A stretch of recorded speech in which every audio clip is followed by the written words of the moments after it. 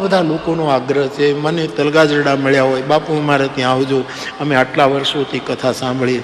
એ બધાને હું એમ જ કહેતો હું કે જોઈશ ત્યાં મળે. અહીંયા કેટલા લોકો મને કહે, પણ હું બધે નથી પહોંચી શક્યો,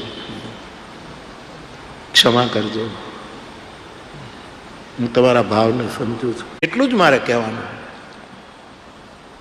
અને તલગાજરડાનો એક શબ્દ છે. હું તલગાજરડામાં નીકળું મારા ગામમાં, તો મારા ગામની બેન દીકરીઓ વહુવારું હોય તો મારી તો લાજ કાઢવાની હું ના જ પાડું, પણ તો એ મર્યાદા છે એટલે તરત જ હું નીકળું એટલે આમ લાજ કાઢ નાખું અને ઊભા રહી જાય.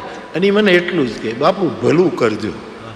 આ જે સંત ભલું કરજો, એને એ એમ નથી કહેતી કે મને રામાયણ વાંચવી છે મારે, બાપુ મારું ભલું કર.